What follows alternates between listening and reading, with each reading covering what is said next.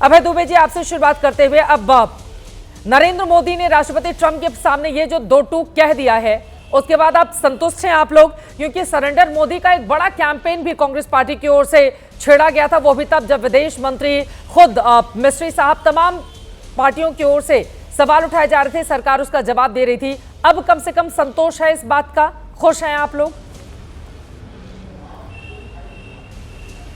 Congress party ने अपनी तरफ से कभी नहीं कहा कि अमेरिका ने मध्यस्थता करके सीज फायर करवाया। अमेरिका के राष्ट्रपति ने 13 और 14 बार ये कहा, मीडिया के सामने कहा, इंटरनेशनल मीडिया के सामने कहा, ट्वीट करके कहा, और वो भी फॉल्स इक्विवेलेंस पर।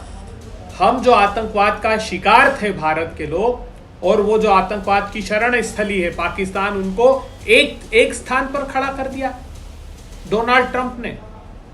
तब कांग्रेस पार्टी ने कहा, प्रधानमंत्री जी आइए, सर्वदलीय बैठक कर लीजिए या एक दिन का सेशन बुलाइए और आप खुद वक्तव्य दीजिए।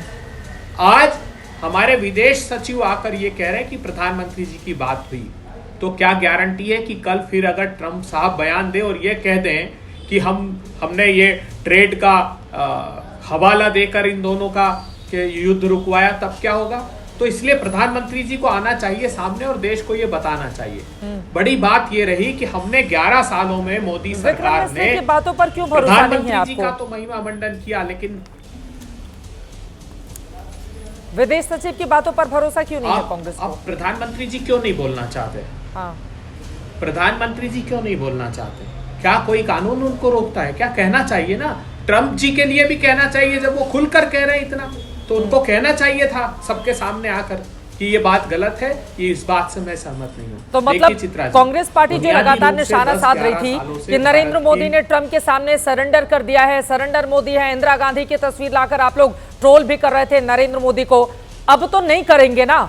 उन्होंने ट्रंप को फोन में जो बातचीत हुई है उसमें स्पष्ट कर दिया है कि पाकिस्तान की गोली का जवाब भारत गोले से देगा, आतंकवाद को कतई बर्दाश्त नहीं करेगा, न तो मध्यस्थता स्वीकार की थी न करेगा। सैन्य कार्रवाई रोकने के बाद भारत पाकिस्तान के साथ हुई थी, मध्यस्थता पर भी उन्होंने अपनी बात जाहिर कर दी है। अब तो आप लोग संतुष्ट हैं ना, या अभी भी सिर्फ मोदी बोलेंगे तभी संतोष होगा? क्या प्रधानमंत्री जी ने, भारत ने सबसे बड़ा आरोप लगाया था आसिफ मुनीर पर कि पाकिस्तान ने संस्थागत रूप से भारत में आतंकवादी हमला कराया, स्टेट फ्यूनरल आतंकवादियों के किए, ये हमारे डिप्लोमेट्स ने पूरे विश्व भर में तस्वीरें बताई। तो क्या प्रधानमंत्री जी ने कहा कि ट्रंप साहब वही जो मेन कल्प्रिट है उसके साथ आप कैसे लंच कर सकते हैं? आसिफ मुनीर जो सेना अध्यक्ष पाकिस्तान का है, अमेरिका ने एडीबी से, आईएमएफ से और वर्ल्ड बैंक से इस घटना के बाद पाकिस्तान को लोन दिलवाए। हमने यूनाइटेड नेशन सिक्योरिटी काउंसिल में 29 अप्रैल को योगना पटेल हमारी प्रतिनिधि डॉक्यूमेंट्री एविडेंस लेकर गई और यह कहा कि पाकिस्तान संस्थागत रूप से उनके विदेश मंत्री के स्टेटमेंट सहित, उनके सेना के अधिकारियों के स्टेटमेंट सहित ये कहकर आई कि पाकिस्तान संस्थागत रूप से, औरंगजेब का स्टेटमेंट भी उसमें था जिसमें उसने पुलवामा को भी स्वीकार किया था कि पाकिस्तान संस्थागत रूप से आतंकवाद में शामिल है। फिर क्या हुआ? ये इन सारे देशों की सहमति से यूनाइटेड नेशन सिक्योरिटी काउंसिल में पाकिस्तान को आतंकवाद निरोधी कमेटी का, अरे तो इसी पर तो G7 में उनकी ओर से कहा गया कि आतंकवाद के खिलाफ लड़ाई में एकजुटता जरूरी है और आतंकवाद का साथ देना पूरी मानवता के साथ विश्वासघात है। उन्होंने कहा तो है, यकीनन पाकिस्तान को लेकर अमेरिका की जो स्थिति है उसके लिए भी एक बड़ा संदेश है। और यहां पर बार बार कांग्रेस पार्टी की ओर से जो सवाल उठाए जा रहे हैं बेदुबी जी, विक्रम मिस्री एक बड़े पोजीशन पर हैं, लेकिन उनकी बात को दरकिनार करते हुए विदेश मंत्री बार बार बयान देते रहे, उनकी बात को दरकिनार करते हुए नरेंद्र मोदी बोले, जब तक मोदी नहीं बोलेंगे तब तक, यानी कि सरेंडर उन्होंने कर दिया है। इस तरह का चाल चरित्र और चेहरा कांग्रेस का। और यहां पर देखिए आपके जो नेता हैं जयराम रमेश जी, उन्होंने तो मतलब हद ही कर दी। नरेंद्र मोदी पर निशाना साधने में ये भी भूल गए कि विदेश नीति के मामले में कम से कम अपने कदम फूंक कर रखे जाएं। अब जनवरी का बयान लाकर मौजूदा वक्त में जून में वो निशाना साध रहे हैं उनके ऊपर। नहीं, ठीक है, उन्होंने कहा, उन्होंने इस बात को सार्वजनिक रूप से स्वीकार किया। आज सवाल इस बात का है कि समूचे विश्व, ये परिस्थितियां निर्मित क्यों हुई? आखिर ये हालात बने क्यों? हम दृढ़ता से भारत की सरकार के साथ, प्रधानमंत्री जी के साथ खड़े थे, कल भी थे, आज भी हैं।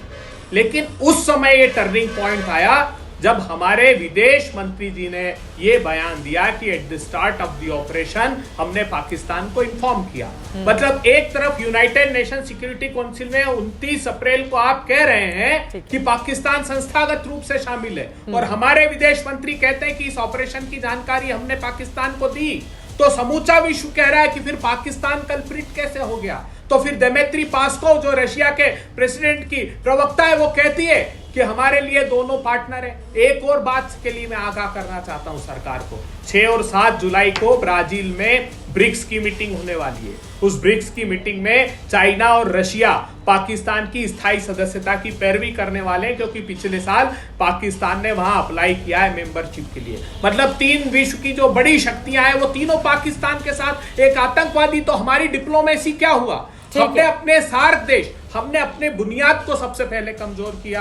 भारतीय जनता, एक आखिरी बात कहने दीजिए, सार्क के नेशन में 2016 से हमने उनका कॉग्निसेंस ही नहीं लिया। हमने कहा कि सार्क को छोड़कर हम बिम्स्टेक की तरफ जा रहे हैं, तो हमने बिम्स्टेक पर काम करना, वहां पर थाईलैंड और म्यांमार ऐड थे पाकिस्तान के अलावा। लेकिन आज श्रीलंका से हमारे संबंध अच्छे नहीं है, आज नेपाल से हमारे संबंध अभी ट्रंप और मोदी की जो बातचीत हुई है उसी पर रहते हैं। ठीक है, सुधांशु त्रिवेदी जी, अभय दुबे जी ने तमाम मुद्दों पर आपको निशाने पर लिया है, और ये सवाल पूछा गया कि विक्रम मिस्री जो बातें आकर बोल रहे हैं उसको प्रधानमंत्री नरेंद्र मोदी खुद क्यों नहीं बोलते, और इस बात की क्या गारंटी है कि कल फिर से ट्रंप आकर ये दावा ना कर दे कि हाँ हमने ही मध्यस्थता की थी। देखिए, आज कांग्रेस पार्टी एक गलत और झूठे भ्रामक ट्वीट के द्वारा जनसंघ से एक्सपोज हुई है, और निरंतर इनको भरोसा किसी चीज पे है ही नहीं। चित्रा जी, क्या बताया जा सकता है? ये तो वो हैं 2016 में इनको भरोसा नहीं था, कह रहे थे सर्जिकल स्ट्राइक का सबूत दो। 2019 में एयरफोर्स के ऊपर इनको भरोसा नहीं था। जब कोविड वैक्सीन आई तो इनको भरोसा नहीं था। यहां तक कि जब कोविड का टीका लगने की बात आई तो कहने लगे नहीं, वो सैंपल का स्टैटिस्टिकल डाटा दीजिए, हमें उस पर भरोसा नहीं है। फिर चुनाव आयोग पे इनको भरोसा नहीं था, मीडिया पे इनको भरोसा नहीं था, और तो चित्रा जी, इनके नेता जो इनके द्वारा नामित होकर संसदीय मामलों की विदेश संबंधी समिति के अध्यक्ष हैं शशि थरूर, यदि वो विदेश संबंधी मामले में भारत का पक्ष रखने गए तो उस पर भरोसा नहीं। अरे भाई, भरोसा है किस पे? हकीकत में आपका खुद पे भरोसा खत्म हो गया है, इसीलिए आपको किसी भी बयान से भरोसा दिलाना किसी के लिए संभव ही नहीं है। क्योंकि सोते हुए व्यक्ति को जगाया जा सकता है भाई, मगर जगा हुआ व्यक्ति केवल सोने का नाटक कर रहा हो, उसको कितना भी हिलाइए डुलाइए वो आंख खोलता ही नहीं है, कहता मुझे कुछ नहीं दिख रहा है। लेकिन ये ट्रंप वाली बात तो उन्होंने सही कही है ना कि ये राष्ट्रपति ट्रंप बार बार आकर श्रेय ले रहे थे कि मैंने मध्यस्थता कराई। उनका कहना है कि कांग्रेस पार्टी ने खुद ये स्टोरी तो निकाली नहीं, ट्रंप ने बयान दिया, उसके आधार पर आप लोगों से जवाब मांगा गया। हाँ बिल्कुल, इन्होंने सही बात है, तो मैं कहना चाहता हूं फिर ट्रंप के बयान पे पूरा भरोसा करिए। फिर ट्रंप ने तो यह भी कहा ना कि न्यूक्लियर डिजास्टर होने वाला था, मैंने रुकवा दिया। अगर न्यूक्लियर डिजास्टर होने वाला था, दुबे जी आप तो कांग्रेस के पढ़े लिखे लोगों में से एक हैं, तो वो केराना हिल्स जो सरगोदा एयरबेस था वो भारत से सिर्फ 177 किलोमीटर है, यानी दिल्ली से जयपुर ज्यादा दूर है, भारत की सीमा से सरगोदा कम दूर है। और अगर कोई न्यूक्लियर लीक होती या न्यूक्लियर डिजास्टर होता तो वो अंतर्राष्ट्रीय सीमा पे आकर रुकने वाला नहीं था। नहीं, वो मुझे थोड़ी मानना है, क्योंकि भारत सरकार ने कहा है कि न्यूक्लियर जैसी कोई बात नहीं थी, तो भाई भारत सरकार का पूरा बयान मान लो। नहीं, भारत सरकार का पूरा बयान नहीं मानना है, क्योंकि ट्रंप ने यह कहा है तो आधा ट्रंप का मानना, आधा इनको। तो फिर अभय जी ये भी बता दिए, ट्रंप ने तो यह भी कहा कि 1000 साल से भारत और पाकिस्तान के बीच में कश्मीर का मुद्दा चल रहा है। पाकिस्तान तो 77 साल पहले बना, आप मानते हैं? पहले बताइए, 1000 साल पहले से 1000 साल से भारत का पाकिस्तान के साथ कॉन्फ्लिक्ट चल रहा है, ये मानते हैं क्या? मगर और अगर आपको ये है तो इन्होंने तो ये भी ट्वीट किया था डोनाल्ड ट्रंप ने कि जो बाइडेन जो है वो तो है ही नहीं, वो तो 2020 में खत्म हो चुके हैं, अब तो उनका क्लोन और रॉबर्ट चल रहा है। इस पर भरोसा करते हैं? कोई बात नहीं, 1000 साल वाले पे जवाब दीजिए। मगर मैं चित्रा जी कहना चाहता हूं, डोनाल्ड ट्रंप पाकिस्तान को शायद बेहतर समझता है, और पाकिस्तान की भावना के साथ ये लोग भी खड़े हैं, क्योंकि पाकिस्तान कहता है कि 1000 साल से पाकिस्तान अस्तित्व में है। पाकिस्तान कब से मानता है? हम 2025 में बैठे हैं।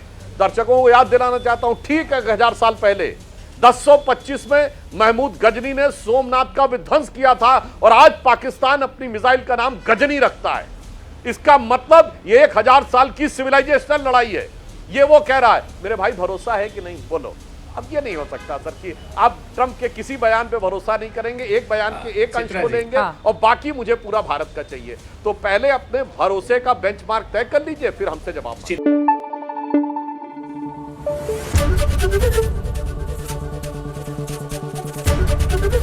एबीपी न्यूज आपको रखे आगे।